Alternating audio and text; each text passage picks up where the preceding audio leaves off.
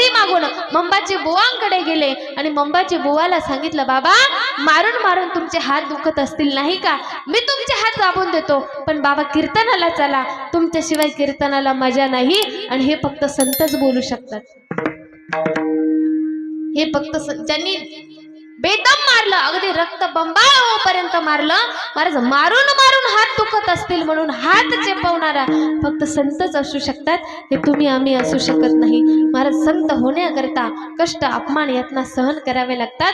आज ज्यांना सर्व जगाची माऊली म्हटलं जातं, ज्ञानी यांचे राजे म्हटलं जातं, योगी यांची माऊली म्हटलं जातं, असे माझे माऊली ज्ञानोबा आहे. त्यांच्या जर जीवनाचा आपण विचार केला की आज महाराष्ट्रामध्येच नाही महाराष्ट्राबाहेरही ज्यांच्या नावावर आम्ही पोट भरवतोय, अशा माऊली ज्ञानोबारायांना पोट भरवण्यासाठी महाराज अलंकापूर नगरीमध्ये फिरावं लागत होतं आणि तरी सुद्धा कोणी भिक्षा देत नव्हतं.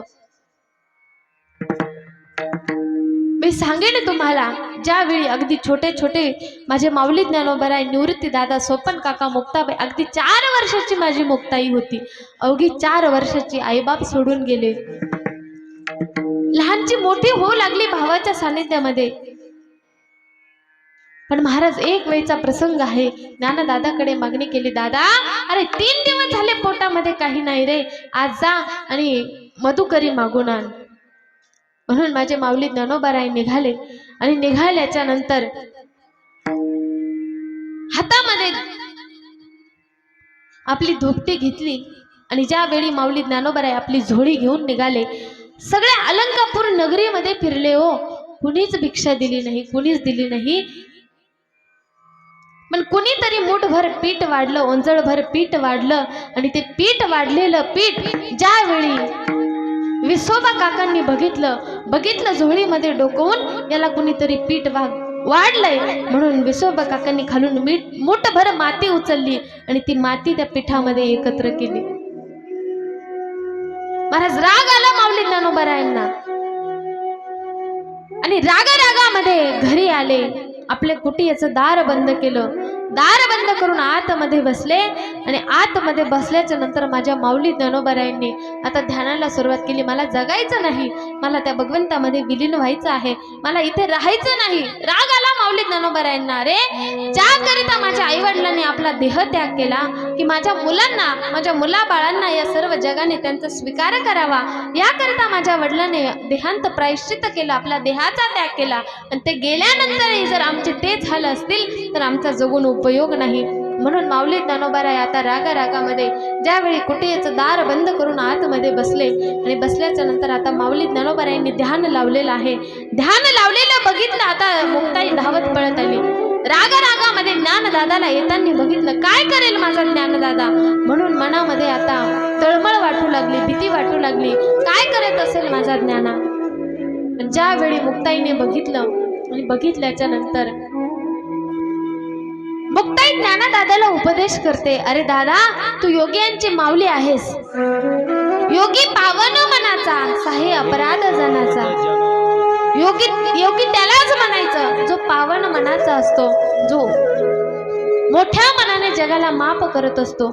नाही रे दादा, हे आजपासून तुझ्याकडे कधीही जेवायला मागणार नाही दादा. दादा मी माझा शब्द देते तुला दादा की आजपासून मला कधीही भूक लागणार नाही. महाराज मुक्ताईचे शब्द हे आहेत की दादा मला आजपासून कधीही भूक लागणार नाही दादा, पण तू एकदा बाहेर ये, तुला जगाचा उद्धारा करता तुझा जन्म आहे, तुझा जन्म तू असा व्हायला जाऊ देऊ नको. महाराज छोटीशी मुक्ताई ज्यावेळी उपदेश करते त्यावेळी ज्ञानदादा कुटीमधून बाहेर येतात. बाहेर येऊन मुक्ताईला विचारतात, काय ग मुक्ताई कसं जगायचं आपण. पण त्यावेळी मुक्ताई म्हणते, ज्ञानदादा तुम्ही काळजी करू नका, निवृत्ती दादा आहेत ना. महाराज आपण म्हणतो की आज आपण जाऊन बघा माऊली ज्ञानोबारायांच्या दरबारामध्ये 2-2, 3-3, 4-4 किलोमीटर अंतरावरून, अगदी देहू फाट्यापासून म्हणजे 7 किलोमीटर अंतरावरून माऊली ज्ञानोबारायांच्या दर्शनाकरिता बारी असते. कार्तिकी यात्रे वेळेत जाऊन बघा, अगदी 15-15 किलोमीटर अंतरावरून माऊली ज्ञानोबारायांच्या दर्शनासाठी बारी लागलेली असते. पण ज्यावेळी संत होते त्यावेळी त्यांची किंमत कळाली नाही. मी सांगेन तुम्हाला ही बारी कशा करता आहे तर त्यांनी आधी कष्ट, अपमान, यातना सहन केल्या, सर्व जगाचा त्रास सहन केला. एकाने सांगितलं की तुमचे संत चमत्कार करतात, त्यावेळी त्यांचा अधिकार जगाला कळतो. अहो, तुम्हाला त्यांचे चमत्कार दिसतात आणि एकदा त्यांचं चरित्र तुम्ही उपभोगून बघा, वाचून बघा की त्यांच्या चरित्रामध्ये त्यांनी आपल्या जीवनामध्ये किती कष्ट, अपमान, यातना सहन केल्या. सर्वजण संन्यासाची पोरं म्हणून हिनवत होती, कोणी जवळही येऊ देत नव्हतं. एक वेळचा प्रसंग आहे, ज्यावेळी माऊली ज्ञानोबरायांना मांडे खाण्याची इच्छा झाली. मांडे मुक्ताईकडे मागणी केली. मुक्ताईने सांगितलं, दादा मी करते मांडे, पण तू जाऊन खापर घेऊन ये. महाराज खापर आणण्याकरता ज्ञानदादा गेले, पण विसोबा काकांनी बघितलं आणि महाराज ते खापर हातामध्ये घेतलं आणि तिथेच फोडून टाकलं. जो यांना खापर देईल त्याला सुद्धा वाळीत टाकण्यात येईल. महाराज कुणी समोर भिक्षा द्यायला येत नसायचं.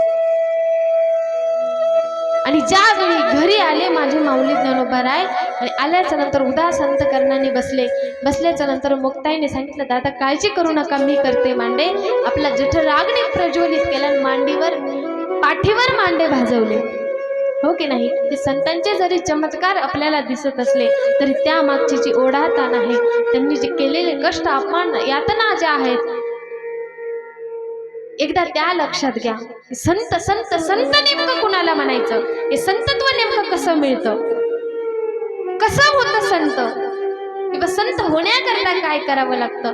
तर महाराज आपला अखंड देह जिजवावा लागतो, त्यावेळी कुठंतरी संत होता येतं.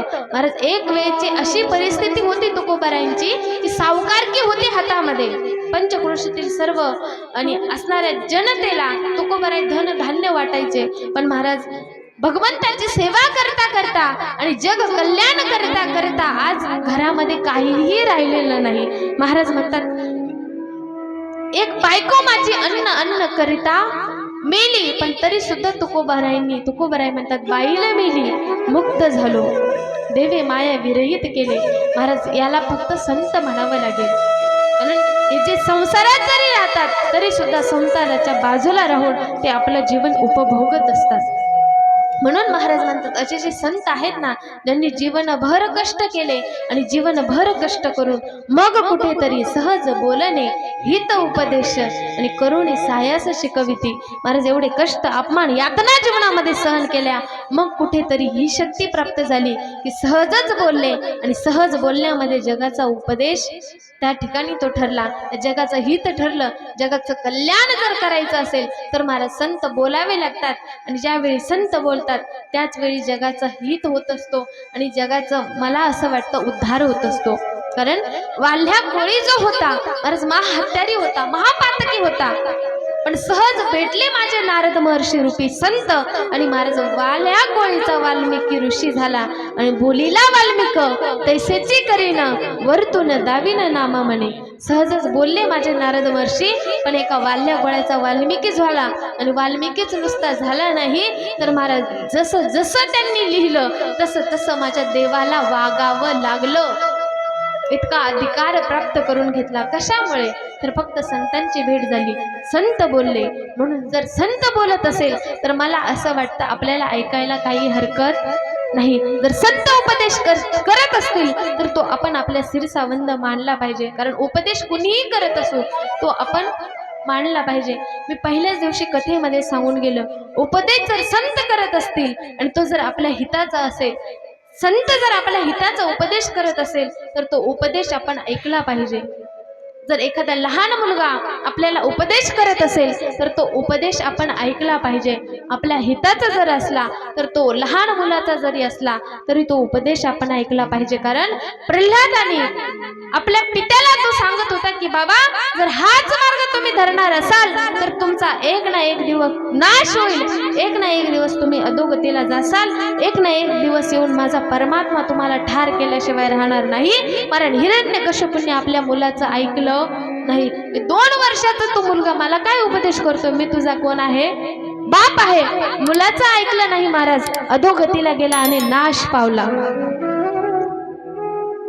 महाराज छोटा भाऊ होता कुणाचा बिभीषणही आपल्या भावाला उपदेश करत होता की दादा तुझा जो मार्ग आहे हा चुकीचा आहे, तुझ्या मार्गाने चाललेला आहे, तो मार्ग चुकीचा आहे दादा, त्या मार्गाने जाऊ नको, एक ना एक दिवस तुझा नाश होईल. महाराज भावाचं ऐकलं नाही, कारण तू माझ्यापेक्षा लहान आहे, तुला काय कळतंय म्हणून बिभीषणाच्या छातीवर लात मारली महाराज, पण नाश झाला का? छोटा भाऊ होता म्हणून ऐकलं नाही. मी सांगेन तुम्हाला एकच, आपल्यापेक्षा लहान जरी असेल आणि उपदेश जर आपल्या हिताचा असेल तर तो ऐकला पाहिजे. मी सांगेन तुम्हाला, उपदेश आपली बायको जरी आपल्याला करत असेल तरी सुद्धा तो उपदेश आपण ऐकला पाहिजे. जर तो आपल्या हिताचा असेल तर तो उपदेश आपण ऐकला पाहिजे. पुरुष मंडळी, मी तुम्हाला विचारेन, तर बायको आपल्याला सांगत असेल अहो तुमचा जो भाऊ आहे मोठा, अगदी त्याच्या टोपीचा कोणा अजिबात वाकडा होत नाही, कपड्याला जशीच्या तशी इस्त्री त्याच्या राहते, गावभर फिरतो, घरी येत नाही रात्रीपर्यंत, उद्या काही झालं तरी बाजूला निघायचं, उपदेश ऐकला पाहिजे की नाही? बोला पुरुष मंडळ, ऐकला पाहिजे की नाही? बायको उपदेश करते ना, अहो तुमची मोठी भाऊजाई आपल्या मुलाला नुसती वैताग देत असते, नुसती काम सांगत असते, नुसती त्याला धडे शिकवत असते, काही झालं तरी उद्या बाजूला निघायचं. महाराज उपदेश ऐकला पाहिजे की नाही? पुरुष मंडळ ऐकला पाहिजे? हो म्हणतात. विठाल विठाल जर बायको कळवळून सांगत असेल हो आता तरी तुम्ही दारू सोडा, मुलं लग्नाला आलेली आहेत, मुलीचं शिक्षण आहे, मुलाचं शिक्षण आहे, पुढे 2 वर्षात मुलगी लग्नाला आलेली आहे, आपला संसार राज पावत चाललेला आहे, संसार आपला लयाला चाललेला आहे, आता जे झालं गेलं ते विसरून जा, पण तुम्ही दारू सोडा, हा उपदेश जर बायको आपल्याला करत असेल तर ऐकलं पाहिजे की नाही? ऐकला पाहिजे महाराज. म्हणून उपदेश लहानाचा असो बायकोचा असो, आपल्यापेक्षा अधिकाराने लहान जरी असला तरी सुद्धा त्याचा उपदेश ऐकला पाहिजे. जर संत उपदेश करत असतील, तो जर आपल्या हिताचा असेल तर मला असं वाटतं की तो उपदेश ऐकला पाहिजे. तुकोबराय म्हणतात, सहजच बोलले माझे संत, सहजच बोलले माझे ज्ञानोबराय, ज्ञानेश्वरी झाली, सहजच बोलले तुकोबराय, गाथा निर्माण झाला, सहजच बोलले माझे नाथ बाबा. मी सांगेन तुम्हाला जगाचा उद्धार झाला. म्हणून सहज बोलणे हित उपदेश. महाराज म्हणतात सहज बोलतात माझे संत, पण त्यामध्ये फक्त आणि फक्त जगाचं कल्याणच असतो. आपण असे बोलतो की शेजाऱ्याचं वाटोळं झाल्याशिवाय राहत नाही, असं आपण बोलणं आहे. तुला सांगते, मला पप्पेची आई सांगत होती पण तिला म्हणू नको. महाराज घराचा नाशच झाला समजा. एखादी सून जर घरापुढून चालली, तुला सांगते तुझी सासू माझ्याकडे असं असं म्हणत होती, सासूला म्हणू बिनू नको बरं का, पण मला असं वाटतं की तू बाजूलाच राहावं, तुझा नवरा चांगला आहे. बोलतो की नाही? खरं खरं सांगा, खरं सांगा, खोटं बोलायचं नाही, खरं सांगा. असं बोलतो की नाही आपण? झालं ना कबूल? विठाल विठाल महाराज, असं आपलं बोलणं आहे महाराज. आपलं बोलण्यात जगाचं वाटोळ आहे, त्याचा उद्धार महाराज.